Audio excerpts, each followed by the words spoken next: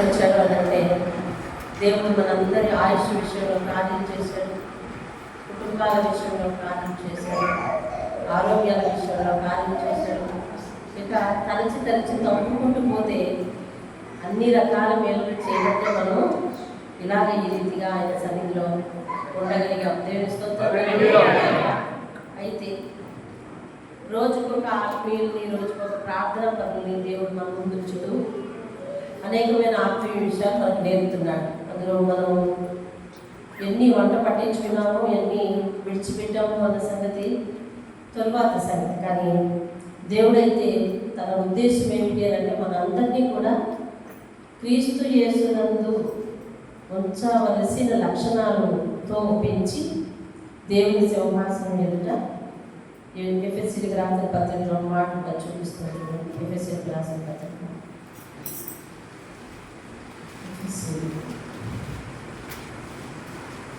చివరి 5వ అధ్యాయము 27వ వచనంలో చివరి మాట చూస్తున్నాం. 27వ వచనం 27వ వచనము స్టార్టింగ్ లైనే చివరి. క్రీస్తు కూడా సంఘమును ప్రేమించి అది కళంకమైనను ముడతైనను అట్టిది మరి ఏదైనా లేక పరిశుద్ధమైనదిగాను నిర్దోషమైనదిగాను ఎలాంటి మహిమ గల సంఘముగాను ఆయన తన ఎదుట నిలబెట్టుకోగలగలని. ఆయన తన ఎదుట ఏం చేయాలనుకుంటున్నాడు? నిలబెట్టుకోవాలని. దేవుని స్తోత్రం. వాక్యముతో ఉదక స్నానము చేత దానిని పవిత్రపరచాలని, పరిశుద్ధపరచాలని. దాని కొరకు, దేని కొరకు? వాక్యముతో మనల్ని తన ఎదుట నిలబెట్టుట కొరకు. ఏమండి? తను తాను అప్పగించుకున్నాడంట. వాక్యం కొరకు ఆయన ఎదురు నిలబెట్టుకోవడం కోసం అప్పగించుకోవడం దేనికి అంటే వాక్యంలో ఉన్న ఆ ప్రేమ, త్యాగం, దేవుని ప్రేమ మనకు అర్థం కావాలి అంటే ఆయన అప్లికేషన్ చేసి చూపించేశాడు. ఏమంటే అంటే ఆయన వచ్చి నేరుగా మన కొరకు బలి అయ్యి చూపించాడు. తను తాను అప్పగించుకున్నాడు. దేవుని స్తోత్రం. అయితే ఆయన మనల్ని ఎలా నిలబెట్టాలనే ఉద్దేశం కలంకమైన లేకుండా, ముడత అయినా లేకుండా, అట్టిది ఏదైనా లేకుండా పరిశుద్ధమైనదిగా, నిర్దోషమైనదిగా, మహిమగలదిగా. చాలండి. పరిశుద్ధము, నిర్దోషము, మహిమ గల సంఘముగా తన ఎదుట నిలబెట్టుకోవాలని మనల్ని ప్రేమించి మొట్టమొదటి రాశాడు. మనల్ని ప్రేమించి అంటే దేవుడు మనల్ని ప్రేమించాడు అనేది ఫస్ట్ వాస్తవం. అందుకోసం మనల్ని ఎలాగ కోరుకుంటున్నాడు అని అంటే ఇలా ఉండాలని కోరుకుంటున్నాడు. అంటే ఎలా ఉండాలి? మరొకసారి నేను చదువుతున్నాను, మీకు విసుగు పుట్టవద్దు. కళంకం లేకుండా, ముడత లేకుండా, అదేదైనా లేకుండా పరిశుద్ధమైనదిగా, నిర్దోషమైనదిగా, మహిమగలదిగా. అంటే ముందు ఇవన్నీ లేవు. ముందు లక్షణాలన్నీ మనకి లేవు.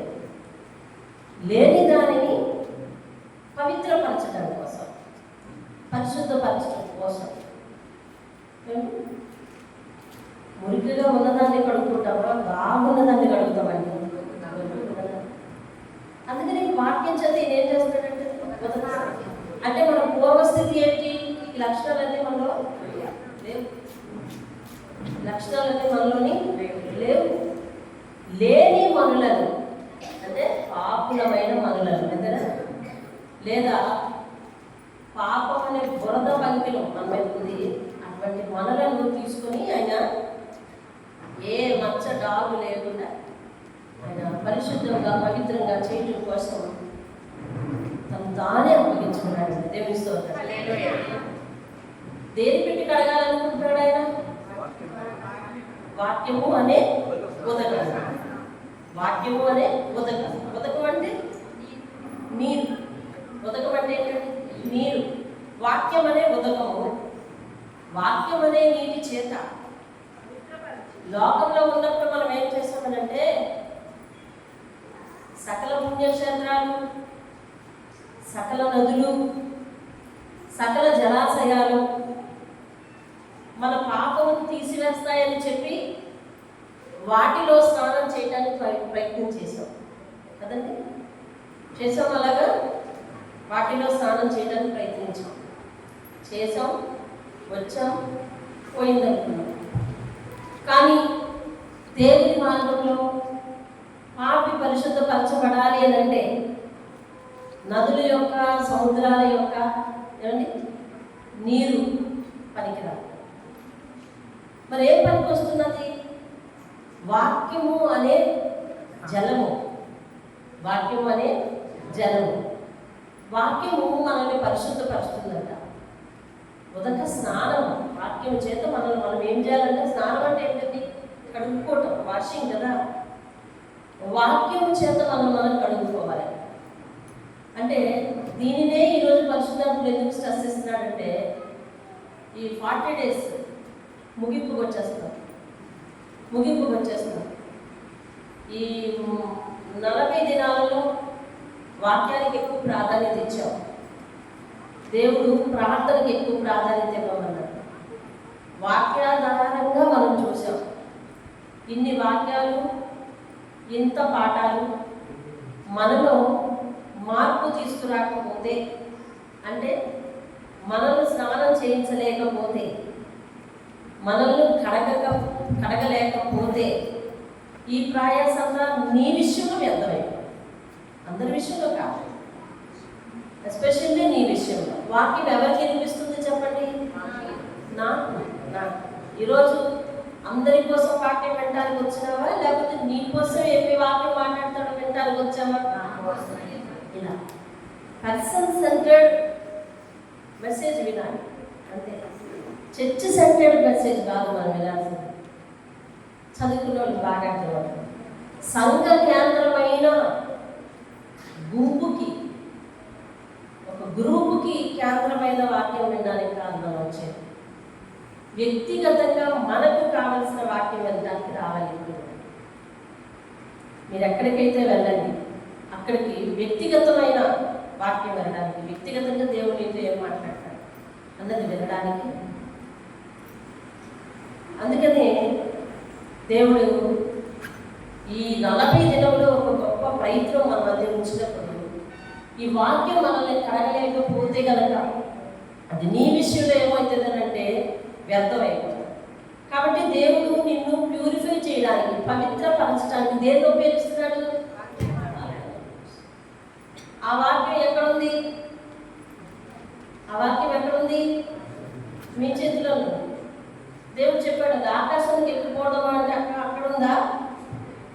పాతాళానికి దిగిపోదామా అంటే అక్కడుందా? కాదు, అది మీ చేతిలోనే, మీ నోటిలోనే ఉంది అని చెప్తాడు దేవుడు. దానిని బట్టి మన దగ్గర ఉన్న జలాన్ని మనం ఉపయోగించుకుని మనము పరిశుద్ధపరచబడలేకపోతే మనల్ని మరెవ్వరు కూడా పరిశుద్ధపరచాలని చూడకుండా దేవుడే ఆ బాధ్యత తీసుకున్నాడు. నిన్ను కడిగే బాధ్యత ఏంటది? వాక్యం వింటున్నావంటే దేవుడు ఏం చేస్తున్నాడు అనమాట? నువ్వు ప్యూరిఫై చేస్తున్నాడు. అంటే దాన్ని నువ్వు రిసీవ్ చేసుకోవాలి ఖచ్చితంగా. నాకే అనే వ్యక్తిగతంగా, అంటే పర్సన్ సెంటర్డ్ అన్నాను కదండి ఇందాక. వ్యక్తి కేంద్రీకృతమైన వాక్యం వినాలి. కాబట్టి నువ్వే సిద్ధపడాలి. నీ జ్ఞానేంద్రియాలు చక్కగా ఉంచుకోవాలి. నువ్వు వినాలి, విన్నది నువ్వు రిసీవ్ చేసుకోవాలి. ఇది నాకే అని ఆపాదించుకోవాలి. కొంతమందికి ఏమీ కాకుండా నాకే అంటారు. అది కాదు, అసలు పర్సన్ సెంటర్డే వాక్యం. అసలు ఎప్పుడు కూడా నిజంగా నువ్వు ప్రత్యేకంగా భుజాలు కనుక్కోవక్కర్లేదు. నాకు అది నీకే అసలు. మరి నీకు కాబట్టి నువ్వు వినడానికి వచ్చావు. లేదు, దేవుడు నేను పంపరాదు నీ బదులు, అంతే కదా. ఎవరు నేను పంపరాదు వినడానికి, ఇవాళ నువ్వు ఇది వచ్చేది అని అనడానికి లేదు కదా. నువ్వెందుకు వస్తున్నావు? నీకే అదే వాక్యం. కాబట్టి ప్రతి ఒక్కరు కూడా అందుకని దావీదు అంటాడు ఏమంటే సమ్మతి గల మనసు. అంటే దావీదు హృదయం సమ్మతించలేదన్నమాట. ఒప్పుకోని మనసు ఒకటి ఉంటుంది అన్నమాట. ఒబే చేయని మనసు ఒకటి ఉంటుంది, ఓకే చేయని మనసు ఒకటి ఉంటుంది, లోబడని మనసు ఒకటి ఉంటుంది. కాబట్టి సమ్మతి గల మనస్సు నాకు ఇయ్యు అంటే ఉన్నాడు దేవుని స్తోత్రం. ఎందుకంటే వాక్యం ఎప్పుడు పర్సన్ సెంటర్డ్, వ్యక్తి కేంద్రీకృతం కాబట్టే సంబంధి గల మనసు ప్రతి వ్యక్తికి కావాలి. అర్థమైందండి?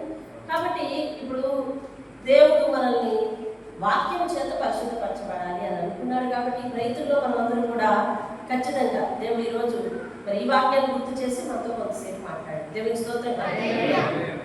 ఈరోజు 36వ రోజు మన ముందు ఉంచుతున్న ఒక ప్రార్థన పదాలు, అలాగే సైమల్టేనియస్గా ఆమె కోసం చెప్పబడినప్పుడు ఆమె భర్త కోసం కూడా చెప్పబడాలి. వారి ఇరువురు కలిసే ఉన్నారు, ఎక్కడైనా కానీ విడిపోలేదు. వారి ఇరువురు కలిసే సేవ చేశారు, ఎక్కడ విడిపోలేదు. వారి ఇరువురు కలిసే ప్రయాణం చేశారు, ఎక్కడ విడిపోలేదు.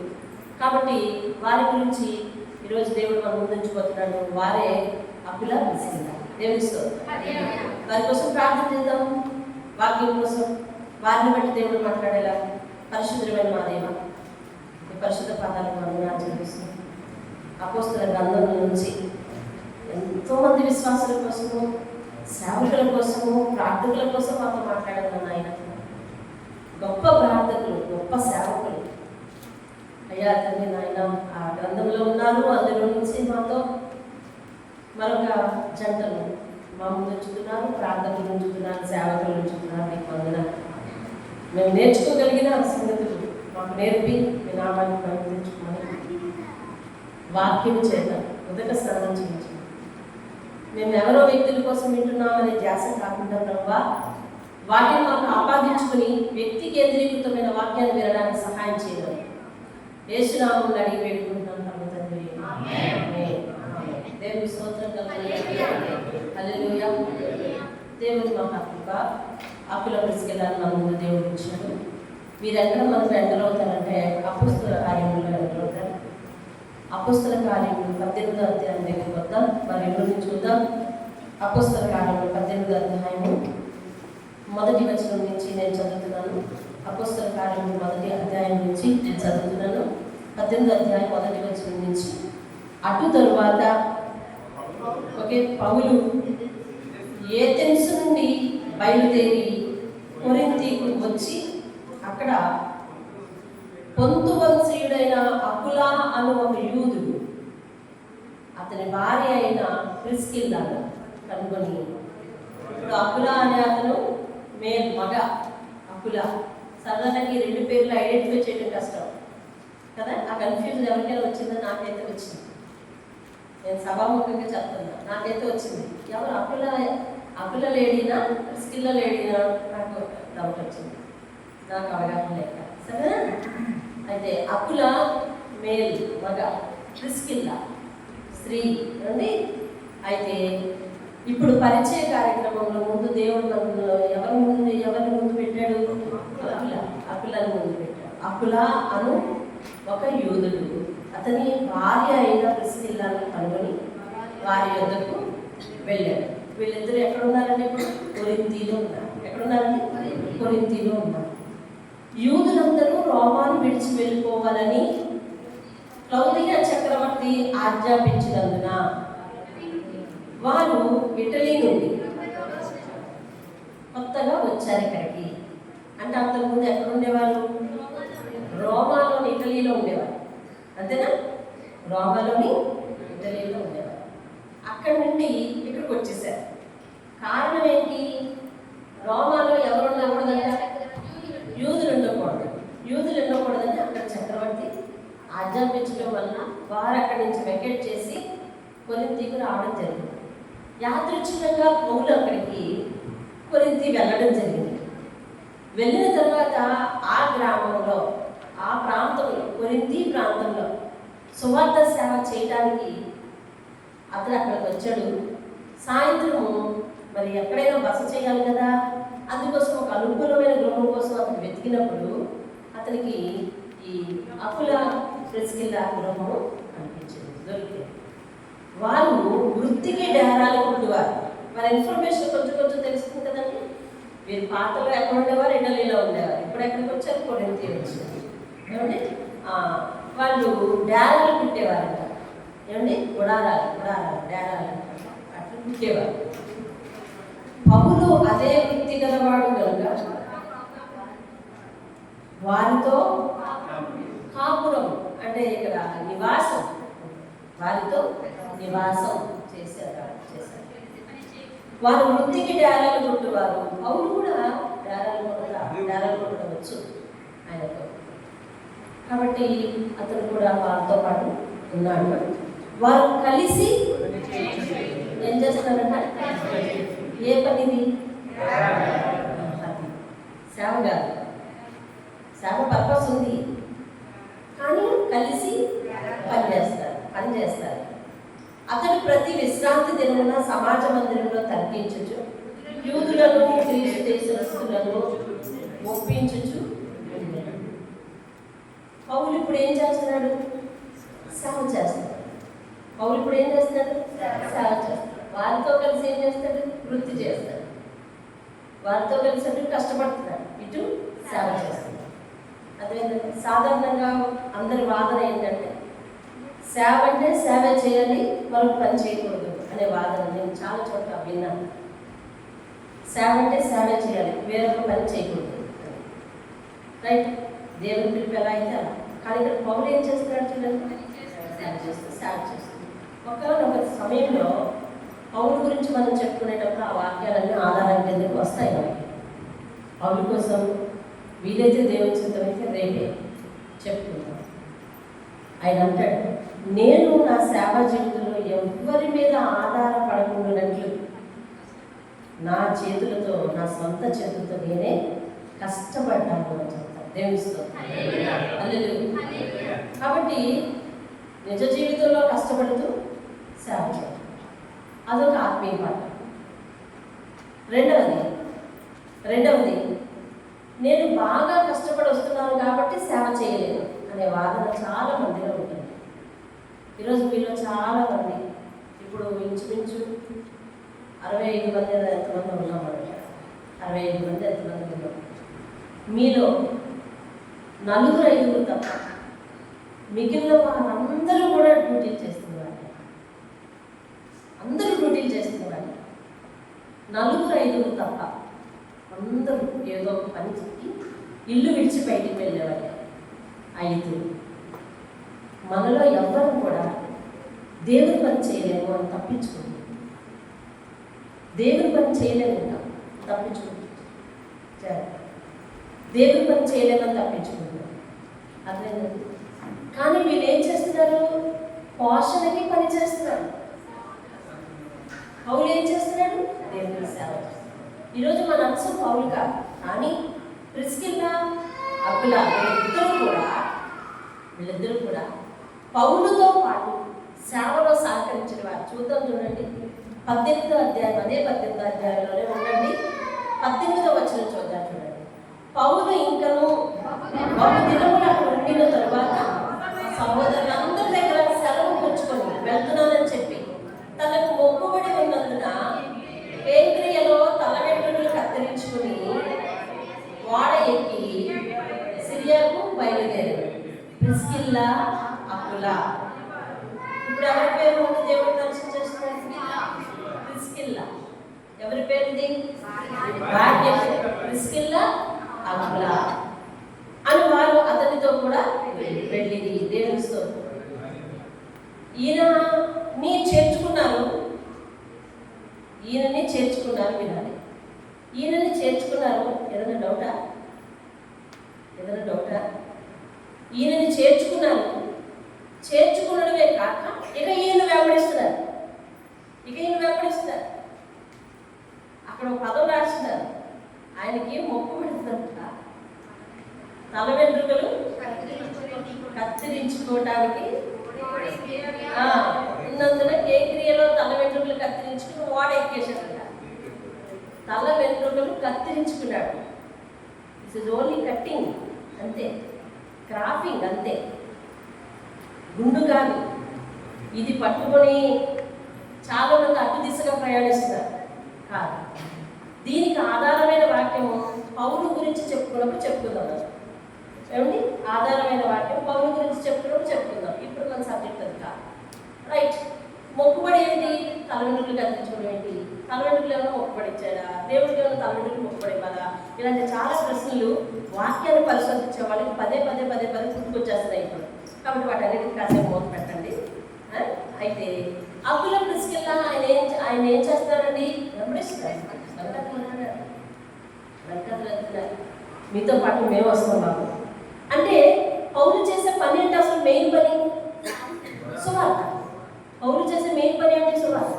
అంటే వీళ్ళకి దేని మీద ఆసక్తి ఉంది? ఎందుకు ఆయన వెనకట్లో వెళ్ళిపోతామంటున్నారు? ఇప్పుడు సువార్త సువార్త సేవ, దేవుని పరిచర్య, దేవుని గురించి ప్రకటించడం ఎవరికి భారంగా ఉంటుంది? ఎవరైతే దేవుని ప్రేమించేవారో వారికి భారంగా ఉంటుంది. దేవుణ్ణి అంతగా ఎవరు ప్రేమించగలరు? ప్రార్థించేవారే ప్రేమించగలరు. ప్రార్థించే వారికే విశ్వాసాన్ని పెంచుకోగలరు. విశ్వాసం ఉన్నవారే దేవుని ప్రేమించగలరు. విశ్వాసం లేకుండా దేవునికి ఇష్టమైనటువంటి అసాధ్యమని ప్రేమ పత్రిక చెప్తుంది. మరి విశ్వాసం ఉండాలి అంటే ప్రార్థన లేకుండా విశ్వాసం ఉంటే అసాధ్యం. మూలమైన విత్తనం ప్రార్థన. మూలమైన విత్తనం ఏంటి? ప్రార్థన. ఈరోజు మనందరం ఒక కారణం చెప్తున్నాం. ఇందాక అనుకున్నాం కదా, మా అందరూ ఉద్యోగాలు చేస్తున్నాం. ఎక్కడుంది ఖాళీ? కాబట్టి మనం దేవుని సేవ చేయలేము, దేవుని పని చేయలేము. దేవుని పని చేసేవాళ్ళు ఎవరో ఉంటారు, మనం ఆలోచన పెడితే వెళ్ళి కూర్చునే వచ్చేవాళ్ళనే అనేటట్టుగా మనం అనుకుంటున్నాం. అదే నువ్వు ప్రార్థనా పడడం అయితే దేవుళ్ళ విశ్వాసం ఎదుగుతూ ఉంటే దేవుని సేవ మీద ప్రేమ పెరుగుద్ది, దేవుని మీద ప్రేమ పెరుగుద్ది. కాబట్టి పరుగెత్తి ఆయన పని చేయడానికి ఓపిక దేవుడు ఇస్తాడు.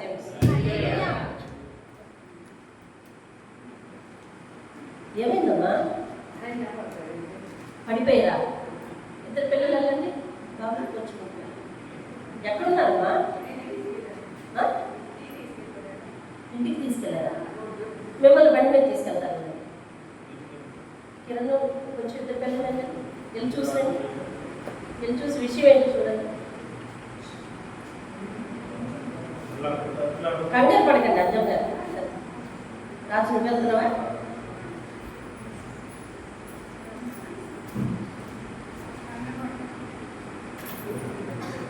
పొజిషన్ ఏంటి చూడు. హాస్పిటల్కి అయితే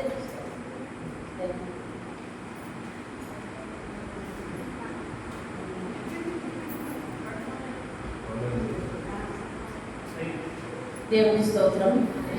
హల్లెలూయా, హల్లెలూయా, హల్లెలూయా. పరిశుద్ధుడైన మా పరమ తండ్రి, నీ పరిశుద్ధ పాదాలకు సంఘమును అప్పగించుకుంటున్నాను. ప్రతి విధమైన ఆటంకములు, ప్రతి విధమైన అయ్యాదైన అమ్మవారి వియుక్తులను ఆటంకపరచగలిగిన అద్భుతమైన హస్తం ఇది మాకుంది బాబుదేవా. దయచేసి ప్రభావ తండ్రి నాయన ఆయనను బట్టి అన్నను బట్టి మీ చేతికి అప్పగించుకుంటున్నాం. కార్యం జరిగించిన ప్రభావ మేము మళ్ళా సంతోషంగా నెమ్మదిగా ఉండగల వార్తను ఇవ్వమని ఆయన నీ పాదాలు పట్టుకుని ప్రతిమాలు అడిగి పెడుతున్నాం. ఆమేన్, ఆమేన్. అప్పుల కింద దేవుణ్ణి వెంబడించి, పౌలును వెంబడించి సేవ చేయడానికి వెళ్ళిపోయారు. అంటే వాళ్ళు ప్రాథమికంగా దేవుని వెంబడించేవాళ్ళు, దేవుని సువార్తను ఇష్టపడేవాళ్ళు, దేవునికి ప్రార్థనలు, దేవుని సేవ అంటే ఇష్టం కలిగిన వాళ్ళు. అందుకనే వారు గుణాలను వదులుకొని, వారి వృత్తిని వదులుకొని, వారి వృత్తి ఏమంటారండి, వారి జీవనోపాధిని వదులుకొని వెళ్ళిపోతున్నారు. ఆయన కథ వెళ్ళిపోయారు. చూడండి 24వ వచనం. అలెగ్జాంద్రియా వాడైన అపోల్లో అని ఒక యూదుడు ఎఫెసుకు వచ్చాడు. వీళ్ళు ఎఫెస్ వెళ్ళారు అన్నమాట. ఇక్కడి నుంచి ఎఫెస్ వెళ్ళారు, ఎఫెసుకు వచ్చాడు. అతడు విద్వాంసుడు, లేఖనములు అనగా ఏంటది? ధర్మశాస్త్ర వాక్యములు అని అర్థం. లేఖనాలు అంటే ఏంటండి? ధర్మశాస్త్ర వాక్యములు అని అర్థం. లేఖనముల యందు ప్రవీణుడు, విద్వాంసుడు, ప్రవీణుడు. చూసారా? ఆయన కోసం ఏమని రాసింది? అపోలో అనే ఒక అతని పేరు. అది అనేది ఒక అతని పేరు. అతడు ఎలాగంట?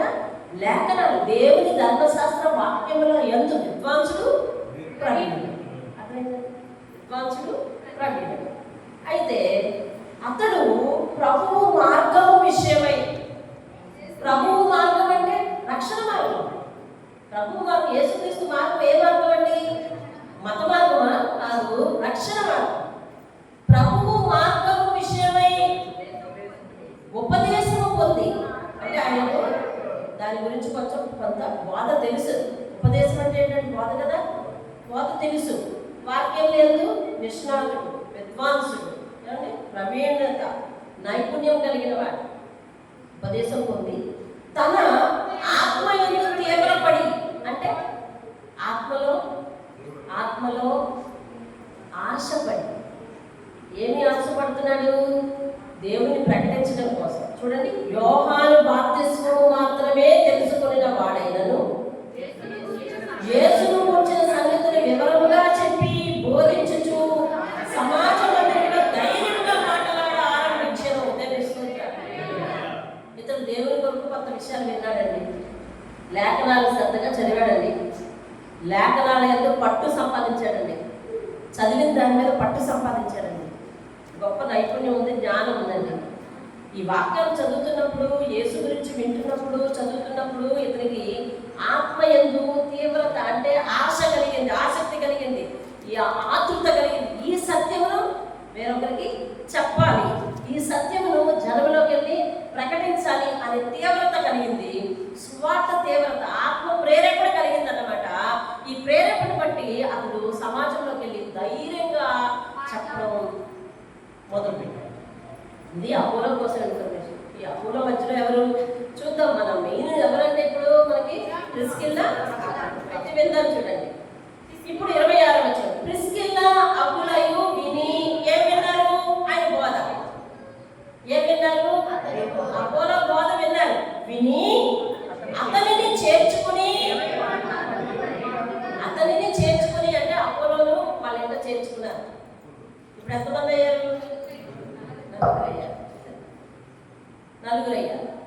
అపోలోను వాళ్ళతో పాటు చేర్చుకొని ఎందుకు ఇతడుని చేర్చుకున్నారు అని అంటే ఇతడు బాహాటంగా ధైర్యంగా చెప్తున్నాడు, సత్య సువార్తను బాహాటంగా ప్రకటిస్తున్నాడు.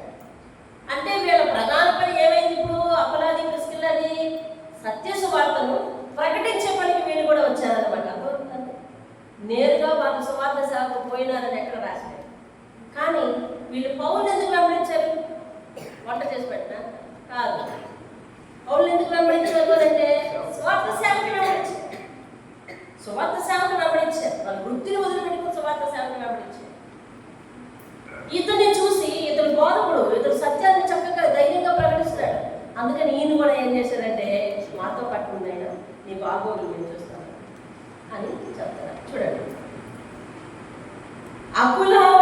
ప్రిస్కిల్లా అకులై విని అతనిని చేర్చుకొని దేవుని మార్గము మరి పూర్తిగా అతనికి ఏంటది ఏం చేశారు? మీరందరూ గ్రహించింది చెప్పాలి. ఏం చేశారు మీరు? దేవుని మార్గమును అతనికి ఇంకా వివరించారు. ఎవరు? వాళ్ళు విద్వాంసులు కదా, వాళ్ళు ప్రవీణత కలిగిన వారు కదా. లేఖనాలు ఎందుకు? వాక్యం ఎందు ప్రవీణత, వాక్యం ఎందు విద్వాంసులకు ప్రవీణులకు దేవుని మార్గం కోసం మరింత విశదంగా చెప్పారు. దేవుని స్తోత్రం. పరిశుద్ధాత్మ గ్రహించమన్న విషయం ఏంటంటే దేవుని వాక్యాన్ని వివరించడానికి నైపుణ్యత, కంఠస్థము, మాటల ఎందు, పదాలు పలుకుట ఎందు స్పష్టత, నో స్పెల్లింగ్ మిస్టేక్స్ ఇలాంటివి కాదు, ఉచ్చారణ, శబ్దం ఇలాంటివి కాదు. కావాల్సింది ఆత్మ బోధ కావాలి.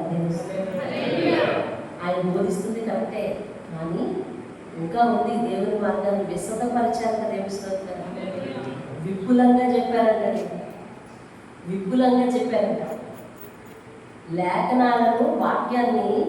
అందుకనే పరిశుద్ధాత్మక ఒక మాట పలుకుతాడు ఇప్పుడు సంఘంలో, వాక్యాన్ని తవ్వి అర్థం చేసుకోవాలి, తరచి అర్థం చేసుకోవాలి, లోతుల్లోనికి వెళ్ళి అర్థం చేసుకోవాలి. దేవుని స్తోత్రం. అందుకోసం చూసారా, ఆయన కోసం ఎందుకు పరిశుద్ధాత్మ ఆ విషయాలు రాశాడో తెలుసా? అపోలో డిగ్రీస్ ఎందుకు రాశాడు? డిగ్రీస్ ఎక్కడ అంటారు వాటిని? అపోలో డిగ్రీస్ ఎందుకు రాశాడో తెలుసా? అపోలో యొక్క అర్హతలు ఎందుకు రాశాడో తెలుసా? అకుల ప్రిస్కిల్లా అర్హతలు దేవుడు ఎస్టాబ్లిష్ చేయడానికండి. దేవుని అర్థమవుతుందండి. అకుల ప్రిస్కిల్లా యొక్క అర్హతలు దేవుడు లోకానికి చూపించడానికి, ఒక విద్వాంసుడైనటువంటి ప్రావీణ్యత కలిగినటువంటి ఒక సువార్థికునికి వీరు ప్రభు యొక్క ప్రేమ మార్గాన్ని ఇంకా విపులంగా విశదపరిచారు. మీరు ఫస్ట్ విన్నారు కాదు, ఇంకా లోతుగా చూపించచ్చు. ఇప్పుడు యేసు గురించి నీకు తెలిసింది ఒకటే, నాకు తెలిసింది ఒకటే. నీకు నాకు ప్రామాణిక గ్రంథం ఏది? బైబిల్. కానీ ఆయన యొక్క అస్సలు సిసలైన ప్రేమను మనము హృదయపూర్వకంగా అర్థం చేసుకునేటట్లు, హృదయానికి హత్తుకునేటట్లు పరిశుద్ధాత్మ సేవకుల మీద మాట్లాడాలి. అర్థమైంది? చూసారా? అంటే ఇక్కడ పని ఎవరి వల్ల జరగాలి? నైపుణ్యత వలన, క్వాలిఫికేషన్ వలన. ఎవరి వల్ల జరగాలంటే ఆత్మ వల్ల జరగాలి. దేవునిస్తూ. అందుకనే దేవుడు జ్ఞానవంతుడు అనిపించుకునే కదా జనములో కొంతమంది వెర్రి వారిని తీసుకుని సెలెక్ట్ చేసుకుని ఉన్నతులుగా జ్ఞానులుగా తీర్చిదిద్దాడు. ఆయన శిష్యులందరూ దాదాపు పండితులు కాదు, సామరు అనగా చదువు లేని వారు, కొంచెం మాత్రమే చదువున్న వాళ్ళే. కానీ పేతురు రాసిన పత్రిక చూసినా, లేదా యాకోబు రాసిన పత్రిక చూసినా, ఈ పత్రికలు దాదాపు పౌరు బోధిస్తున్నట్టే పౌరు పత్రికల్లాగా భాషపై భాషను సరిపడుతూ ఉంటారు కదండి. అంటే పౌరు ఎలాంటి వాడు? అతను కూడా మంచి పాండిత్యం కలిగిన వాడు, లేఖనాలు మంచి పాండిత్యం కలిగిన వాడు, చదువరి. అలాంటి చదువరితో ఈ పామరులకు ఈక్వలైజేషన్ ఎలా వచ్చింది? ఆత్మ ప్రేరణ. అంతే. దేవుడిస్తుంది ఆత్మ విద్యావంతుడు అంతే. మన మీద ఉన్న ఆత్మ సకల జ్ఞాని. ఆయన జ్ఞానానికి పొదువైనది లేదు. ఆయన ఎవరు? దేవుడు జ్ఞానానికి మితుందా? లేదు. దేవుడు అనంత జ్ఞాని అయిన దేవుడు ఆత్మ రూపంలో పనిచేయాలి. అప్పుడు లేఖనానుసారము వాక్యంలోని లోతైన సంగతులు తెలుస్తాయి. దావీదు చదువుకున్నవాడే అయి ఉండొచ్చు. అందుకనే కీర్తనలు రాస్తాడు, పాడతాడు, చదువుతాడు, వాక్యాన్ని చదువుతాడు. కానీ అతడంటాడు 119వ కీర్తనలో ఆఖరి ఫస్ట్ లైన్లో, ఫస్ట్ స్టాంజాలో లాస్ట్ లైన్ అంటాడు, నీ ధర్మశాస్త్రం అందున్న ఆశ్చర్యమైన సంగతులు చూసినప్పుడు నా కళ్ళు తెరుగు అంటాడు. అనంటే దేవుని యొక్క పరిశుద్ధాత్మని యొక్క వాక్యాన్ని మనం చదవాలి అంటే మనం తెలుసుకునేవి ఏంటి అంటే ఆత్మీయ నేత్రాలు తెరవబడాలి. అది తెరవబడితేనే తప్ప ఎవరికి కూడా అందులోని యొక్క లోతు అర్థం కాదు. అపార్థం చేసుకునేందుకే ఎక్కువ అవకాశం ఉంటుంది. కాబట్టి దేవుని లేఖనాలను చదవడానికి చదివే ముందు ఎవరైనా చదివే అలవాటు నేర్చుకోవాలి. చదివే ప్రతి ఒక్కరు కూడా అయ్యా పరిశుద్ధాత్మ నీ యొక్క జ్ఞానాన్ని నాకు దయచేసి ప్రార్థించి చదవాలి. దేవుని స్తోత్రం. రైట్. అయితే ఇప్పుడు వీళ్ళు ప్రిస్కిల్లా అకుల 26వ వచనం నేను చదువుతున్నాను. ప్రిస్కిల్లా అకులయు విని అతనిని చేర్చుకుని,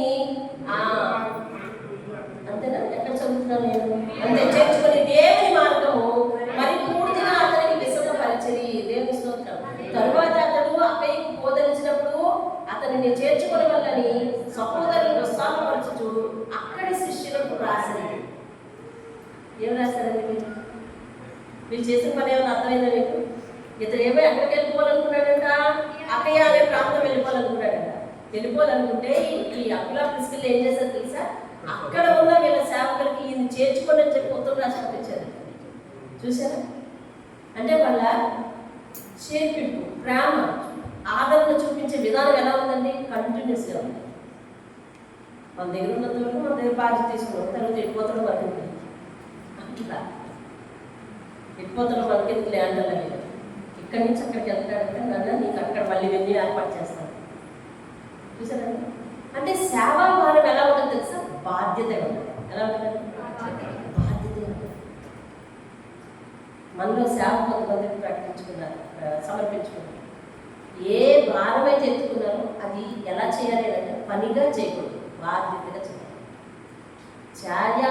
చెయ్యాలి అనే ఆశ కలిగిన వారు కూడా ఎలా ముందుకు రావాలి అంటే బాధ్యతగా చేయాలి. అందుకని దేవుడు అంటున్నాడు, మీరు ప్రభువు యొక్క ఏ కార్యం చేసినా అది ప్రేమతో చేయండి అంటున్నాడు. ఎవరి మీద ప్రేమతో? దేవుడి మీద ప్రేమతో చేయాలి. దేవుడి మీద ప్రేమతో చేసేటప్పుడు అన్నీ చక్కగా నేను చేయుచున్న పని దేవుడికే అని చెప్పి చేస్తాను. పనిగా చేస్తే మాత్రం అది పని. అర్థమైందండి? పని వేరు, బాధ్యత వేరు. బాధ్యత బంధంతో కూడుకుని ఉంటుంది, పని డబ్బుతో కూడుకుని ఉంటుంది. అంతే. మనం పనికి వెళ్తున్నాం అంటే డబ్బుతో కూడుకుని. అది బాధ్యతగా చేసామనుకోండి, యజమానికి ఏదో ఒక సంబంధం ఉంది. ఏం సంబంధం? ఆయన యజమాని, నేను ఆయన నమ్మకంగా ఉండాలి, ఆయన నన్ను నమ్మకంగా చూస్తాడు కాబట్టి నేను ఆయన నమ్మకంగా ఉండాలి అనే రిలేషన్ తెలిసి అక్కడ బాధ్యతగా చేస్తాను. అర్థమవుతుంది? దేవుని స్తోత్రం. రైట్, దేవుడు మంచి విషయాలు మనకు చెప్పాడు. అలాగే రోమపత్రిక చూడండి. రోమపత్రిక ఈయన కోసం, వీరిరువురి కోసం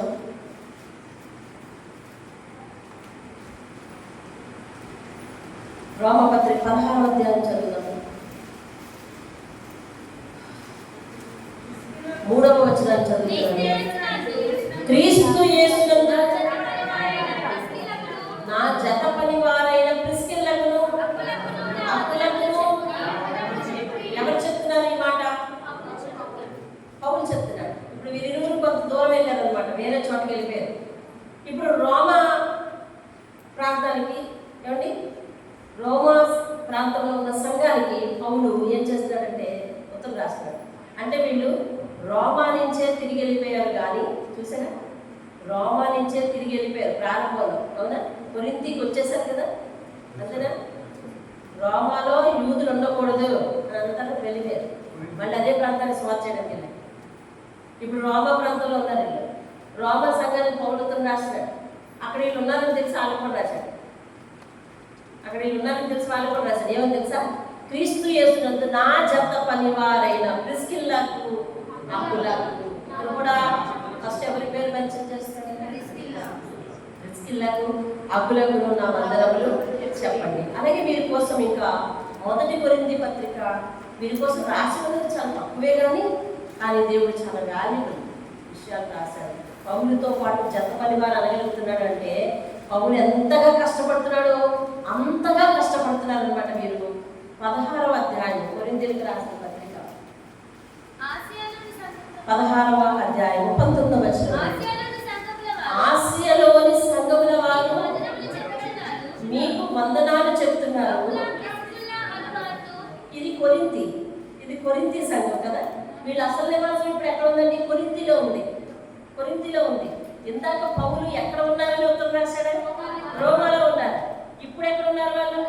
కొరింథీలో ఉన్నారు. కొరింథీలో వాళ్ళకి ఏముందంటే తెలుసండి? అకుల, ప్రిస్కిల్లా అనే వారును వారి ఎంట ఉన్న సంఘము. కొరింథీలోకి వెళ్ళారు. కొరింథీలో సంఘం ఏర్పాటు చేశారు. ఎక్కడ ఏర్పాటు చేశారు? వాళ్ళ ఇంట్లోనే ఏర్పాటు చేశారు. ఈ సేవ ఎక్కడ పుట్టింది? ఈ సేవ ఎక్కడ పుట్టింది? ఇంట్లో పుట్టింది. జాషువా గారి ఇంట్లో పుట్టింది. ఇంట్లోనే ఆదిమ సంఘాలన్నీ కూడా ఇంట్లోనే పుట్టాయి. అప్పుడు మన సంఘము నానాటికి బలాభివృద్ధి చెందుతూ ఉంటే అది ఇంటిలో సంఘము, అక్కడ కూర్చోడానికి లేదు, ఎండలో ఎలా ఉంటామని చెప్పి చాలా మంది రావడం మానేశారు. ఒకసారి వచ్చి వెళ్ళిపోయిన వాళ్ళే చాలా మంది. ఇంట్లో ఉన్న సంఘానికి ఎలాగెళ్తారన్నా అని ఆటకు పెట్టారు. తర్వాత ఒక ఫ్యామిలీ అయితే, ఒక ప్రభుత్వ ఉద్యోగుల ఫ్యామిలీ వచ్చింది. మరి మేమందరం ఎండలో అస్సుగుస్సు లేకుండా కూర్చున్నాం. పాపం వాళ్ళు వచ్చారు, అస్సుగుస్సు అనుకొని వెళ్ళిపోయారు. మరుసటి రోజు వాళ్ళకి జ్వరం వస్తుందంటే ఇంతే రావడం మానేశారు. అదే గంట కింద ఎండలు గడిపేసాం మనం. అదేనండి, ఎండాకాలం అంతా కూడా అదే గంట కింద గడిపేసాం. వర్షాకాలం వస్తే అది గడిపేస్తాం, చలికాలం వస్తే అది గడిపేస్తాం. పాప వాళ్ళు ఒక్కసారి వచ్చారు, జ్వరం పడిపోయారు, వెళ్ళిపోయినారు. వీళ్ళు ఏ సంఘమైనా మొదట ఇంటిలోనే పడుతుందండి. ఇంటిలోనే పడుతుంది. ప్రభు ఒక ఇంటిని ఏర్పాటు చేసుకుంటాడు. ఆ ఇల్లు నీదైతే ఎంత ధన్యతో, అలాగే మన ఇంటిలో ఫస్ట్ దేవుడు ఒక్కళ్ళే రక్షించుకుంటాడు. అవునండి, ఫస్ట్ ఒక్కళ్ళు రక్షించు. చాలా ఇళ్లలో సాక్ష్యాలు అవే. మా ఇంట్లో ఫస్ట్ ఎవరు? మా అమ్మగారు. ఒక్కళ్ళే రక్షించుకుంటాడు. ముందు ఒకళ్ళ హృదయంలోనే గుడి కట్టుకుంటాడు, ఒకళ్ళ హృదయంలోకి ఎంటర్ అవుతాడు. ఇప్పుడు వాళ్ళ చేత అంతా పని చేయించుకుంటాడు. అలాగే ఒక గృహం, అలా ఉదయం ఆయన ఒక గృహం అనమాట. అలాగే ఒకరిలో ఎంటర్ అవుతాడు, అందరినీ రక్షించుకుంటాడు. దేవుని స్తోత్రం. మీ ఇంట ఉన్న సంఘానికి అంతటికీ కూడా ప్రభువునందు మీకు అనేక వందనాలు చెప్తా ఉన్నారు. ఇక్కడ సంఘం వారిని రాస్తా ఉన్నారు. దేవుని స్తోత్రం. అంటే ఇప్పుడు మీకు ఈ విషయం వల్ల ఏం తెలిసింది? అకుల, ప్రిస్కిల్లా అనేవారు సేవ విషయమై ప్రాంతాలు తిరుగుతున్నారు. అటు సేవకులకు సహాయం చేస్తున్నారు.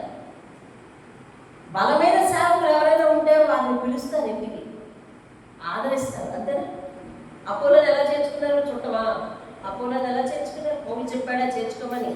లేదు. ఫస్ట్ పౌలుని చేర్చుకున్నారు, తర్వాత అపోలోని చేర్చుకున్నారు. అపోలో వేరే చోటకి వెళ్తూ ఉంటే బాధ్యతగా ఉత్తరం రాసి అక్కడ కూడా ఆశ్రయం కల్పించారు. ఏమండి, అంతకుముందు రోమాలో ఉండేవారు, ఇప్పుడు కొరింథీలోకి వచ్చేసారు. కొరింథీలో ఇంట్లో సేవ జరుగుతుంది ఇక్కడ, చూసారా? అంటే వారు ఎక్కడికి వెళ్ళినా భార్య భర్తలు ఇరువురు ఏ దృక్పథంతో ఉన్నారు అని అంటే సేవ దృక్పథంతో ఉన్నారు. ప్రభు యొక్క సువార్త చేసే దృక్పథంతో ఉన్నారు తప్ప వారికి వేరే దృష్టి లేదు. ఈరోజు ఎంతమంది భార్య భర్తలు ఇరువురు కలిసి సేవ చేయడం చాలా కష్టమైన పని. ఇరువురు భార్య భర్తల సేవలో ఉండడం ఎంతో ధన్యకరమైన విషయం కూడా. కొంతమందికి ప్రభు మీద ఎక్కువ ప్రేమ, కుటుంబాలలోనే దేవుని మీద ఉంచే ఆ ఇంటెన్షన్లో భక్తిలో తేడా వచ్చేస్తారు. స్త్రీలు అమితంగా ప్రార్థించేవారు, సేవలో ఇష్టపడేవారు అయితే పురుషులు డల్లర్స్ ఉంటారు. లేదు, పురుషులు బాగా సేవలో ఇష్టపడేవారు అయితే మరి స్త్రీలు డల్లర్స్ ఉంటారు. కొంతమంది ఇళ్లలో ఇద్దరు ఒకేలా ఉంటారు, అది యూనిటీ. అంటే అయితే ముందుకు రారు, అర్థమవుతుంది, అయితే ముందుకు వస్తారు, అర్థమవుతుంది. వారు ఒకరికొకరు ఐక్యత ఎక్కడ చూపించుకుంటారంటే మానేడానికి చూపించుకుంటారు. కొంతమంది ఇళ్లలో కలిసి ప్రయాసపడడానికి, పడతాలేస్తానైనా ప్రయాసపడడానికి ప్రయత్నిస్తారు. అలా ఎలా ఉండడం ధన్యకరమో చూడండి. ఇక్కడ అప్పుల ప్రిస్కిల్ ఎలా ఉన్నారు? కలిసి కట్టుగా ఉన్నారు, కలిసి సేవ చేస్తున్నారు. అసలు సేవలో కలిసి ఒక సదాభిప్రాయంతో అడిగేయడం అంటే అది నిజంగా దేవుడు ఇచ్చిన వరమే కావాలండి, దేవుడిస్తుంది. ఎందుకంటే అక్కడ ఇద్దరు స్త్రీ పురుషుల మధ్య బంధం అది కదా, అవునండి. పురుషుడు ఉంటుండగా స్త్రీ ఆధిక్యత చూసారా? 2-3 సార్లు ఎవరి పేరు ముందు రాశారు. నేను ఎందుకు అడిగాను? నేను ప్రిస్కిల్లా. అక్కడ ఎక్కువ కష్టపడుతున్నది ఎవరు తెలుసు? ప్రిస్కిల్లా కష్టపడుతుంది. అంటే స్త్రీ తెర మీదకి వెళ్తున్నప్పుడు లేదా స్త్రీ ఎక్కువ ఇంటెన్షన్ చూపిస్తున్నప్పుడు ఇక్కడ స్త్రీ వేరొకరిని చేర్చుకోవటానికి, పౌరుని చేర్చుకోవటానికి ఆమోదం చూసారు. అక్కడ ప్రిస్కిల్లా అకుల. అపోలోని చేర్చుకున్నప్పుడు ఏమని రాశారు? ప్రిస్కిల్లా అకుల అని చేర్చారు అని రాశారు. రోమలో ఇద్దరు కలిసి ఉన్నప్పుడు అక్కడ ఎవరి పేరు కలిసి చేశారు? ప్రిస్కిల్లా అకుల. అంటే ఇక్కడ ఆమె పేరు ముందుకు రాసినందుకు ఆమె డెసిషన్ మేకర్ కాదు, నిర్ణయం తీసుకునే ఆవిడ కాకపోవచ్చు. అర్థమవుతుందండి. తెర మీదకి ఆడవాళ్ళు వచ్చినంత మాత్రం వారే నిర్ణయాలు తీసుకుంటున్నారు అనుకోవడం పొరపాటు. అర్థమవుతుందండి. కాబట్టి అక్కడ ప్రిస్కిల్లా నిర్ణయాలు తీసుకునేది కాదు, కాకపోతే భర్తతో పాటు కలిసి సేవ చేస్తుంది. వారి ఇరువురి మధ్య ఎంత అండర్స్టాండింగ్ చూడండి. ఫస్ట్ ఇనిషియేషన్ ఎక్కువ, అంటే చొరవ ఎక్కువగా ఆమె తీసుకుంటున్న ఒక పురుషుడు సహకరించడం ఎంత గొప్ప సంగతి కదా. దేవుని స్తోత్రం కదా. నా విషయంలో నేను ఇలా తెర మీదకి రాగలుగుతున్నానంటే నేను ఎప్పుడు చెప్తాను, ఎక్కడికి వెళ్ళినా చెప్తాను. నన్ను ఎంతమంది వాక్యానికి పిలిచినా అక్కడ కూడా చెప్పకుండా రాను. దానికి కారణం నా వెనుకున్న నా యజమాని. ఆయన అన్ని విధాలా నాకు సహకరించబట్టి అనారోగ్య పరిస్థితుల్లో నుంచి నన్ను లేవనెత్తుకొని, అనారోగ్య పరిస్థితుల్లో ఉన్నప్పుడు దేవుడు నన్ను పిలిచాడు. అందులో నుంచి నన్ను లేవనెత్తుకుని ఒక చంటి పిల్లలు చూసినట్టు చూసుకుంటూ సేవకు, దేవుడికి ఏ విధమైన సేవకు కొరత రాకుండా, అర్థమవుతుంది. కాబట్టి కష్టపడడానికి నన్ను ముందుకు పోనివ్వడం. కొన్నిసార్లు ఆయన లేకపోతే నేను వేరొకరు బట్టి పెద్దించుకుని వెళ్ళగలుగుతున్నానంటే అది ఏ రకమైన ఐక్యత? అది దేవుడు ఇస్తేనే కానీ, పరిశుద్ధాత్ముడు ఇస్తేనే కానీ చాలా మంది కుటుంబాలకు సమకూడదు. అర్థమవుతుందండి. చాలా మంది కుటుంబాలకు సమకూడదు. ఏమండి, ఎక్కడైనా అర్ధరాత్రి అయినా అపరాత్రి అయినా వెళ్దామంటే వెళ్దాం, వెళ్ళొద్దామంటే వెళ్ళొద్దాం. ప్రతి దానికి సహకరించే ఆ యొక్క గుణం పరిశుద్ధాత్మ పెడితేనే కానీ చేయలేమండి. లేకపోతే ఎంతోమంది విషయాలు ఎలా జరుగుతుంటుంది. స్త్రీని దేవుడు ప్రేరేపిస్తుంటాడు, పురుషుడు వెనక పెడుతుంటాడు. పురుషుడిని దేవుడు ప్రేరేపిస్తుంటాడు, స్త్రీ వెనక పెడతాడు, అడుగు తొక్కేస్తుంటారు. ఎందుకంటే నువ్వు చేయడానికి వీల్లేదు, సేవ అనేది నాకు ఇష్టం లేదు అంటే ఒక ఆమెకి ఇష్టం లేకపోతే పురుషుడు ఎట్లా ముందుకెళ్తాడండి? స్త్రీకి ఇష్టమైంది పురుషుడికి ఇష్టం లేకపోతే స్త్రీ ఎట్లా ముందుకెళ్తుంది? అది టూ ఇంపార్టెంట్ కదా, చాలా అసాధ్యం. కాబట్టి ఇద్దరు భార్య భర్తలు కలిసి దేవుని విషయంలో ఏకీభవిస్తున్నారంటే చాలా చాలా గొప్ప విషయం అండి. ఈరోజు కుటుంబాలలో ఉన్నవారు మమ్మల్ని ఒకటే ప్రశ్నిస్తాను నేను, ఆత్మీయ జీవితంలో మీరు ఇరువురు కలిసి రాలేరు, ఆత్మీయ జీవితంలో మీరు ఇరువురు కలిసి ఉండలేరు. చాలా కుటుంబాలు భర్త వస్తే భార్య రాదు, భార్య వస్తే భర్త రాదు. అర్థమవుతుందండి. మీరు సాయశక్తులా వారిని తీసుకొచ్చుకోవడానికో లేకపోతే వాటిని కలిసి ప్రభువును అనుసరించడానికో మీకు చాలా కష్టం. మీ కుటుంబాలందరినీ ఐక్యంగా దేవుని సన్నిధిలో ఉంచుకోవడం కష్టం. ఎందుకో తెలుసా? మీరు దేవుని సంగతి తప్ప మిగిలిన అన్ని విషయాల్లో ఐక్యంగా ఉంటారు. ఒక్క దేవుని సంగతి వచ్చేసరికి మీ మధ్య విభేదాలు వస్తాయి. నేను రాని నువ్వు, అది ఏదైనా ఫంక్షన్గా అయితేనో అదే ఏదైనా పుట్టింటికి అయితేనో, అదే ఏదైనా నిర్ణయాలకి అయితేనో, అదే ఏదైనా చుట్టాలకానికి అయితేనో, అదే ఏదైనా పెద్దల భోజనాలకి అయితేనో, అదే ఏదైనా ఎక్కడికైనా అయితేనో నన్ను తీసుకెళ్ళకుండా వెళ్తావా? అక్కడ ఏమడుగుతారు? మీ ఆవిడ ఏదైనా అడుగుతారు కదా, అక్కడ ఏమడుగుతారు? మీ ఆయన ఏదైనా అడుగుతారు కదా, ఇద్దరు వెళ్ళొద్దు అని ఐక్యంగా వెళ్తారు. దేవుని సన్నిధికి వచ్చేసరికి విడిపోయే సంఘం. నేను చెప్తుంది మన సంఘంలో ఉన్నవారి కోసమే కాదండి. దాదాపు 99 సంఘాలలో ఒక ఇంటిలో నుంచి ఒకరే ప్రాతినిధ్యం వహించి వస్తారు. మీకు ఇలాంటి సత్యాలు తెలుసు ఇవి ఉన్నాయా? తెలుసా? మీకు ఎరిగిన సంఘాలు ఉన్నాయా? పురుషులు వస్తారు, స్త్రీ రాదు, లేదా స్త్రీలే వస్తారు, పురుషులు రాదు. స్త్రీలే వస్తారు, పురుషులు రాదు. కారణం ఏంటో తెలుసా? వారు అన్ని విషయాలు కలిసే చేస్తారు. కలిసి చేయకపోతే ఆ కుటుంబం ఎలా వెళ్తుందండి ముందుకి? వాళ్ళ పిల్లలు ఎలా చదివేస్తారు, వాళ్ళు ఎలాగే వృద్ధిలోకి వచ్చేస్తారు, వాళ్ళు ఎలా పై స్థాయిలో ఉంటున్నారు, వాళ్ళ ఇళ్లలో కార్యాలు ఎలా జరుగుతున్నాయి, వాళ్ళ ఇళ్లలో అవసరాలు ఎలా జరుగుతాయి, వాళ్ళు ఎంత ప్రశాంతంగా ఎందుకు ఉండగలుగుతున్నారు? ఐక్యం ఉండబట్టి కదా. మరి దేవుడి విషయానికి వచ్చేసరికి ఐక్యత లేదు. లేదా ఉంటే కనుక ఒక ఐక్యత, ఒక అండర్స్టాండింగ్ ఉండవచ్చు. ఈ ప్రార్థన నేను అంటాను, వచ్చే ప్రార్థన నువ్వే అనే కుటుంబాలు కానీ నెల్లిపూటలు నేను అలాంటి కుటుంబాలు కూడా చూశాను. అడ్జస్ట్మెంట్ అన్నమాట. అయితే పిల్లలు, కొన్ని ప్రార్థనలు పిల్లలు వస్తారు, తల్లిదండ్రులు రాదు. కొన్ని ప్రార్థనలు తల్లిదండ్రులు వెళ్తారు, పిల్లలు రాదు. ఇలాంటి పరిస్థితి ఉంటుంది. ఏదేమైనా పిల్లలకు తల్లిదండ్రులకు కూడా ఆత్మీయ జీవితంలో ఒక కోఆర్డినేషన్ ఉండాలి. సంఘం, కుటుంబం అంతా సంఘంలో కలిసి ఉండాలి అనే ఇంటెన్షన్ ఉండాలండి. ప్రభువు కుటుంబాన్ని ప్రేమించాడు. కుటుంబం అంతా కలిసి సంఘంలో ఉండడం చాలా కష్టమైన పని. అది అపవాది ఆటంక పెట్టే ప్రథమ ప్రక్రియ. కాబట్టి దాన్ని నువ్వు బీటౌట్ చేయాలి. కుటుంబాన్ని అంతటినీ దేవుని దగ్గరకు, దేవుని పాదం దగ్గరకు తీసుకొచ్చుకోవాలి. సాయశక్తుల ఎలాగ తెలుసా? భూమిలో నుంచి లేచినట్టు చేయాలని యోధా పత్రికలో రాసి ఉంటామాట. ఎలాగంటే భూమిలో నుంచి లేచినట్టు, భూమిలో నుంచి బయటకు వచ్చేవాడికి అంటాడు చూసావా? అలా కుటుంబం అంతా సంఘంలో అడుగు పెడితే దేవిస్తారు. అలా సమకూర్చేదాకా అమ్మ ఎంత బతిమాలి, రండి బాబు, రండి బాబు, రండి బాబు, ఇవాళ వచ్చి ఒక్క 10 నిమిషాలు కూర్చో బాబు, ఒక్క 10 నిమిషాలు కూర్చో బాబు, దయచేసి ప్లీజ్, నాకు ఏమొద్దు, నేను ఏమి అడగను, నిన్ను నాకు పలానాది కావాలని అడగను, నువ్వు పలానా కొను అని అడగను, నన్ను ఎక్కడికి తీసుకెళ్ళని అడగను, వచ్చి ఒక్క 10 నిమిషాలు కూర్చో అని బతిమాలుకున్న తర్వాత వస్తే ఎంత ఆనందంగా ఉంటుందో కొన్ని సంవత్సరాలు అనుభవించాను నేను. అదే అన్న ఒక్క వచ్చి 10 నిమిషాలు కూర్చోవడం కష్టమైంది. అలాగలా దేవుడు పట్టుకుని అడగట్లేదు. దేవుని స్తోత్రం. నేను కొన్ని సంవత్సరాలు అంటే ఎక్కువ సంవత్సరాలు ఏం కాదు, చిన్న పిల్ల పుట్టే వరకు బాధపడ్డాను. దేవుడు చేసే అద్భుత కార్యాలకు ఆయనంతా ఆయనే సంపూర్ణంగా దేవుని దగ్గర ఉండగలగడానికి ఇష్టపడ్డాను. అప్పట్లో కీప్యాడ్ ఫోన్ ఇప్పుడు ఆన్లోనే ఉండేది.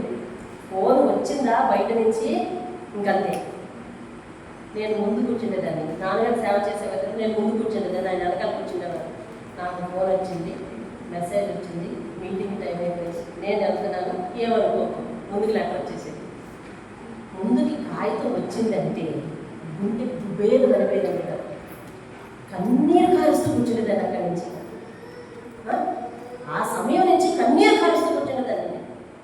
ఇవాళ ఏ పని లేకుండా, కుటుంబాలుగా లేకుండా మీరు ఇలా ఉండగలుగుతున్నారంటే మిమ్మల్ని చూసి నాకు ఆశ్చర్యం.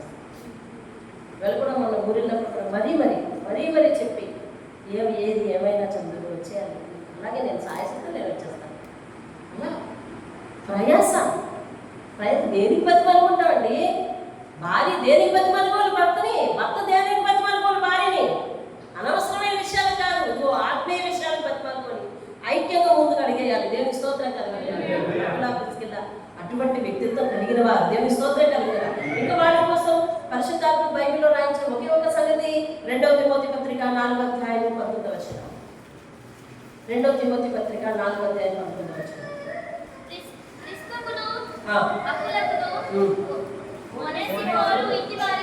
ఇంటి వారికి నా వందనములు ఎరస్తు కొరింథీలో చాలు. దేవుని స్తోత్రం కలుగుగా. ఇంకా అక్కడ ఒక చోటనే మెన్షన్ చేశారు. ఇక్కడ ఈ వేళను బట్టి మనకు తెలిసేది ఏమీ లేదు. కాకపోతే వాళ్ళు మరి ఇంతమంది అక్కడ ఏమని రాస్తుంది చూడండి, చదవండి. అప్పులకును ఇంటి వారికి నా వందనాలు. అంటే ఈ తిమోతి సంఘము ఎఫెసీ సంఘం. నిన్న కదా చెప్పుకున్నాం, తిమోతి ఏ సంఘానికి కావాలని? ఎఫెసీ సంఘం. మన రోమలో ఉన్నప్పుడు పౌలు పలకరించాడు, ఇప్పుడు కొరింథీలో ఉన్నప్పుడు పౌలు పలకరించాడు, ఇప్పుడు ఎక్కడ ఉన్నారు? ఎఫెసీలో ఉన్నారు. చూసారా, సేవ భారం మీద ఎన్ని ప్రాంతాలు తిరుగుతుందో భార్య భర్తలో చూడండి వాళ్ళిద్దరు. దేవునికి స్తోత్రం కలుగుతుంది. అంత గొప్ప ప్రార్థనా జీవితం వారి మధ్య ఉంది. కాబట్టి భర్తతో కలిసి భార్యతో కలిసి విశ్వాసంలో పెరుగుదల చాలా గొప్ప విషయం అండి. ప్రార్థన మరియు శిక్షణ ఏమండి, మంచి శిక్షణ, క్రమశిక్షణతో కూడిన ఒక ఆత్మీయ జీవితం వాళ్ళది. కాబట్టి సంఘాలలో కుటుంబాలుగా దేవుని ఆరాధించే వాళ్ళు అయి ఉండాలి, కుటుంబాలుగా దేవుని ప్రార్థించే వాళ్ళు అయి ఉండాలి, కుటుంబాలుగా మందిరంలో అడుగు పెట్టే వాళ్ళు అయి ఉండాలి, కుటుంబాలుగా ఏకాభిప్రాయంతో సేవ చేసే వాళ్ళు అయి ఉండాలి, సేవకు సహకరించే వాళ్ళు అయి ఉండాలి. రానున్న రోజులు, ఇప్పుడున్న కుటుంబాలు అలా మారాలి. రానున్న రోజుల్లో వివాహితులయ్యే వాళ్ళు వారి భాగస్వాములు సేవలో సహకరించే వాళ్ళు ఉండాలని ప్రార్థించుకోవాలి. సేవలో వెనకబెట్టే వాళ్ళు కాదు. అర్థమవుతుంది. మన కాళ్ళు ముందుకు నడుస్తూ ఉంటే వేగం పడే సరికి లాగే వాళ్ళు కాదు మనకు కావాల్సింది. ఏ వెళ్ళద్దు, ఏం చేయద్దు, అలా కాదు ఇలా కాదు అని అలాగనేవాళ్ళు కాదు మనకు కావాల్సింది. దేవుని స్తోత్రం కలుగుతారు. ఒక్క ఉదాహరణ పరిశుధాత్మ గుర్తు చేస్తుంది. శూన్యమిరాలు యాకరణ్యం తీసుకుంది ఎలీషాకు గది కట్టించడానికి. అవునండి, భోజనం పెట్టడానికి యాకరణ్యమే. భర్తను అడిగినట్టుగా అక్కడేం రాసిందా? లేదు. గది కట్టించే విషయం అప్పుడు మాత్రం ఆమె చెప్పింది, మొత్తం డీటెయిల్ చెప్పింది. అయ్యా, మన దగ్గరికి వచ్చి చూపోవచ్చు ఉన్నవాడు దైవజనుడు, గొప్ప దైవజనుడు కాబట్టి అది ఇలా చేయాలి ఇలా చేయాలి అంటే ఆయన వెంటనే ఊ అన్నాడు. అంటే భార్య మీద ఎంత గౌరవం ఉంటే ఆయన వెంటనే ఊపడ్డాడు. భార్య అన్నదాని మీద గౌరవం ఇవ్వగలిగాడు అంటే భార్య ఏ రీతిలో నడుచుకుంటుంది చూసారా? ఇక్కడ రెండు విషయాల్లో రెండు వైపుల నుంచి మనం అర్థం చేసుకుంటూ ఆత్మీయ స్థితిలో అడుగులేయాలి. దేవుని స్తోత్రం కలిగాడు. మనోహ భార్య ఎవరిల్లు? సంసోను యొక్క తల్లిదండ్రులు. అర్థమైందండి. మొదటి దర్శనం ఎవరికి వచ్చింది తెలుసా? మనోహ భార్యకి వచ్చింది. భార్యకు వస్తే ఆమె దూతం బతిమాలుతుంది, నా భర్తకు కూడా కనిపించాడు, నా భర్తకు కూడా కనిపించని చెప్తుంది. నా భర్తకు కూడా దర్శనం పెట్టింది, నా భర్తతో మాట్లాడి నేను నా భర్తను తీసుకొస్తాను, ఇక్కడే ఉండి అంటుంది. అదేనా? నాకు దర్శనం వచ్చింది, నీకు రాలేదు. నీకు రాలేదంటే నువ్వే పాపం చేసావు. చూసే కొంతమంది మెంటాలిటీ ఇలా ఉంటుంది. భార్య భర్తల మధ్య ఆత్మీయ స్థితిలో పొరపచ్చలు కూడా వస్తాయండి. ఆత్మీయ స్థితిలో పొరపచ్చలు కూడా వస్తాయి. ఒకరికి వాక్యం బాగా సంభవచ్చు, లేదా ఒకరికి దర్శనాలు వస్తాయి, ఒకరికి దర్శనాలు రావు. నీకు ఎందుకు దర్శనాలు రావట్లేదు? నువ్వు సరిగ్గా ప్రార్థన చేస్తావు. సరిగ్గా ప్రార్థన చేస్తూ ఉంటుంది, సరిగ్గా ప్రార్థన చేయగలని చెప్పాం కదా. అలా కాదు. దేవుని చిత్తమైనప్పుడు దర్శనం ఖచ్చితంగా చేస్తారు. భార్య భర్తల్లో ఒకరితో మాట్లాడి ఎదురుతో మాట్లాడినట్టే అమ్మా అని చెప్పాలి. ఒకవేళ భర్తకి దర్శనాలు వస్తాయి, భార్యకి దర్శనాలు వస్తే ఏం చెప్పాలి? మరి నా భర్త ఎలాగా నీకెందుకు వద్దు, నువ్వేమన్నా కుదురుకుంటేనా ప్రార్థనలో, నువ్వేమన్నా కుదురుకుంటేనా దేవుని దగ్గర ఉంచవచ్చు. అర్థమవుతుంది. ఆత్మీయ స్థితిలో కలిసి అడుగు వేసేటప్పుడు చాలా జాగ్రత్తగా ఉండాలి. కలిసి ప్రార్థించేటప్పుడు కూడా చాలా జాగ్రత్తగా ఉండాలి. మీకు ఇవన్నీ చెప్తే చిన్న అది సరదాతో కొన్ని విషయాలు అనిపించుకోవచ్చు. కొంతమంది ప్రార్థన చేసేటప్పుడు ఏకీభవించడం ఏకీభవిస్తుంటారు. అవును తండ్రి, అవునైనా, అవును తండ్రి అనుకుంటారు. ఏకీభవించడం మంచిది, ఏకీభవించడం మంచిది. అర్థమైందండి.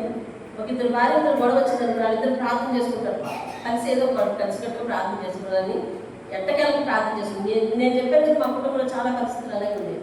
కరెక్ట్గా ప్రార్థనకు 2 నిమిషాల ముందు గొడవ వచ్చేది, లేదా అరగంట ముందు గొడవ వచ్చేది, లేదా పావుగంట ముందు, ఖచ్చితంగా ప్రార్థన ముందు గొడవ వచ్చేది మా ఇంట్లో. ఏమండి? అప్పుడు నేను ఏం చేసేదానంటే ఆమె దగ్గరికి తిరిగి వీళ్ళ దగ్గరికి తిరిగి రండి ప్రార్థనగా పిలుచుకొచ్చేదాన్ని. చిన్నప్పటి నుంచి నా పని అదే, పిలుచుకొచ్చి అక్కడ కూర్చోబెట్టాను, మొత్తానికి ఏదో కూర్చునేవారు. అంటే అలాంటి సందర్భంలో ఒకవేళ ఎవరైనా అందులో ప్రభువా నేను పాపినయ్యా, నన్ను క్షమించయ్యా అని ఎవరైనా ప్రార్థన చేశారనుకోండి, వాళ్ళ మీదకి ఎవరు కోపం ఉందో వాళ్ళు అవును ప్రభువా అవును అంటే నువ్వు పాపివేనా నాయన, నువ్వు పాపివే తల్లి అని చెప్తున్నా. అక్కడి నుంచి లేసేట్టుకుని సందర్భం. ఇంకెప్పుడు నేను ప్రార్థనకు రావాలని సెలవెట్టేస్తాను. ఇంకా శాశ్వతంగా దాన్ని ఏమంటారు, ఉద్యోగాన్ని రాజీనామా చేస్తుంది, ప్రార్థన రాజీనామా చేస్తారు. అలాగే చేయకూడదు. అర్థమైందండి. ఒక ఆయన చెప్పుకొచ్చాడు, ఎందుకని నేను కలిసి ప్రార్థన చేయాలంటే ఏం చేయాలని బాబు, ఏం చేయాలి బాబు, ఉదయం నుంచి నాకు చెప్పవలసినవన్నీ ప్రార్థనలోనే మనకి అర్థమయ్యాడు.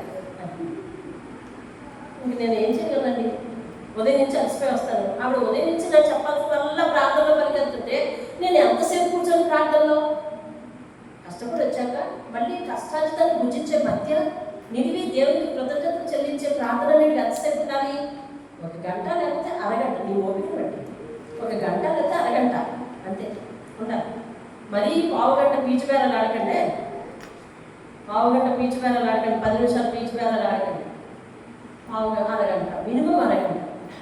ఇలాంటి సందర్భాల్లో మరి అరగంట కూడా కాకుండా గంటన్నర అయిపోతే కూర్చోలేదు కదా ఎవరు. కాబట్టి ఎవరికి కూడా విసుగు చెందకుండా చక్కగా ఆత్మీయంగా జరిగించుకోవాలి కార్యక్రమాలు. నేను పరిశుద్ధాత్మకు ముందుగా మనం హెచ్చరించేది ఏంటంటే కలిసి ప్రార్థించడం, కలిసి దేవునిలో అడుగులు వేయటం, కలిసి నిర్ణయాలు తీసుకోవడం, కలిసి దేవుని మందిరంలో అడుగు పెట్టడం, కలిసి దేవుని సేవలో కొనసాగడం. ఏమండి, ఇలాంటివన్నీ కూడా కలిసి చేయడం అనేది గొప్ప ధన్యత. అది ఏ భార్య భర్తలు ఉంటుందో వారు చాలా ధన్యులు. కాబట్టి ఏ విధమైన పనులు ఉన్నప్పటికీ కూడా, ఎలాంటి పరిస్థితులు ఉన్నప్పటికీ కూడా ఇద్దరు కలిసి పోరాడడానికి రంగంలో దిగాలి. దేవుని స్తోత్రంగా. రైట్. కాబట్టి ఒక మంచి భార్య భర్తలు దేవుడు మా ముందుంచాడని నేనైతే ఆశిస్తున్నాను. సంఘంలో అందరూ కూడా ఆ రీతిగా ఉండి మరి సేవకు సహకరించే భార్య భర్తలు అవ్వాలని ఈరోజు ప్రార్థనాంశంగా ప్రార్థన చేద్దాం. దేవుని స్తోత్రం కలిగి దేవుని దృష్టిలో ఏకీభవించే భార్య భర్తలు అయి ఉండాలి. పురుషుని మాట గౌరవించే స్త్రీలు, స్త్రీల మాట గౌరవించే పురుషులు అయి ఉండాలి. నిజమైన ఐక్యత అంటే ప్రభువులో చూపించే నిజమైన ఐక్యత వారికి ఉండాలి. ప్రార్థన చేద్దాం. ఎంత చురుకైన స్త్రీ, ఎన్ని పనులు చేస్తుంది అయ్యా. అటు నాయన నేరాల పని, ఇటు సేవ, ఎక్కడ పడితే అక్కడికి కలిసి వెళ్తున్నారు, కలిసి దేవుని సేవ చేస్తున్నారు. అటువంటి భార్య భర్తలు ముందుంచినందుకు ఆత్మీయతలో ఐక్యత దేవా ఎంత గొప్ప విషయం. లోక సంబంధమైన విషయాలలో ఐక్యత కలిగి ఉన్నాం, కానీ దేవునితో ఐక్యత ఉండటం అనేది ఎంత గొప్ప సంగతి. అన్ని కుటుంబాలలో కలిగి ఉండాలని మాట్లాడారు దేవా తండ్రి. నిజంగా బ్రహ్మ అయా సంఘాలలో ప్రతి కుటుంబం కూడా ఆత్మీయ ఐక్యత కలిగి ఉండడానికి సహాయం దయచేయండి. దేవుని విషయంలో ఏకీభవించే భార్య భర్తలుగా, దేవుని విషయంలో ఒకరినొకరు సంబంధించుకునే భార్య భర్తలుగా, కలిసి సేవ చేసే భార్య భర్తలుగా ప్రభా, కలిసి సేవకు సహకరించే భార్య భర్తలుగా, కలిసి మందిరంలో అడుగు పెట్టే భార్య భర్తలుగా ప్రతి ఒక్కరిని దీవించండి, ఆశీర్వదించండి అయ్యా. ఇందు నిమిత్తం మాకు అయ్యా మనోహ భార్యను ప్రభా, అలాగే శూన్యవీరాన్ని తన భర్తను మా ముందు ఉంచినందుకు వందనాలు చెల్లిస్తాం. ఎంతటి ఐక్యత ప్రభా, ఏక నిర్ణయమా అని ఎవరిని ప్రశ్నించుకోలేదు, కలిసి అడుగులు వేశారు. దేవానికి స్తోత్రాలు చెల్లిస్తాం. ఎంత గొప్ప సంగతి తండ్రి, నీకు వందనాలు చెల్లిస్తాం. అనుమానాలు లేని జీవితం, అర్థవంతమైన జీవితం, ఆనందమయమైన జీవితం, ప్రభువుతో పాటు ఆనందించే జీవితం అయ్యా, ప్రభువు కొరకు కష్టపడే జీవితం, పోరాడే జీవితం ప్రభా. ఎంత గొప్ప సంగతి నాయన. అటువంటి జీవితం అందరికీ దయచేయండి అయ్యా తండ్రి. నాయన ఇప్పుడున్న కుటుంబాలు ఎవరైతే వివాహితులు అయ్యున్నారో వారందరూ కూడా రిస్కిల్లగా అప్పులలా మారుటకు సహాయం అనుగ్రహించండి. దేవానికి స్తోత్రాలు. ఏకాభిప్రాయం కలిగిన ప్రభువు విషయంలో, దేవుని విషయంలో, లేఖనాల విషయంలో ఏకాభిప్రాయం కలిగిన నాయన తండ్రి భార్య భర్తలుగా, సేవ విషయంలో ఏకాభిప్రాయం కలిగిన భార్య భర్తలు ఉండగల అన్నిలకు సహాయం చేయండి అయ్యా. కాబోయే వివాహితులు కూడా నాయన తండ్రి భార్యను కూడా దీవించి ఆశీర్వదించి సేవలో ప్రభ అయ్యా తండ్రి నాయన సేవకులకు కుడి భుజము గడప భుజముగా వాడుకోమని ప్రార్థిస్తున్నాను. ఎంత లెక్క సంఘాలలో ఈ సేవ విస్తారంగా జరుగుతుందో అక్కడ ఇటువంటి సమ్మతి కలిగిన కుటుంబాలను లేకుండా నాయన, ఐక్యత కలిగిన కుటుంబాలను లేకుండా సహాయం చేయండి నాయన. జీవనోపాధిని సైతం పక్కన పెట్టుకొని నీ సేవకులకు పరుగులు తీసి ఊర్లు నాయన వెళ్తా ఉన్నారు. వారి ఇంటిలో సంఘాన్ని ఏర్పాటు చేసుకుంటున్నారు, ఇటు సంఘాన్ని కాస్తున్నారు, అటు బయటకు వెళ్ళి వస్తూ ఉన్నారు. ఎంత గొప్ప సంగతి తండ్రి. కలిసి ప్రయాణం సహాయం చేయనటువంటి కుటుంబాలను లేకమని ప్రభువైన యేసుక్రీస్తు నామములో రానున్న రోజుల్లో అటువంటి సాక్ష్యాలు నాయన, అటువంటి కుటుంబాల్లో మార్పు మేము చూడగలుగుతారు కూడా ధన్యతని ఇవ్వండి. యేసు నామములో అడిగి వేడుకుంటున్నాము తండ్రి. ఆమేన్. అలాగే ఇందాక మన సంఘంలో దీవెన ఫోన్ చేసింది.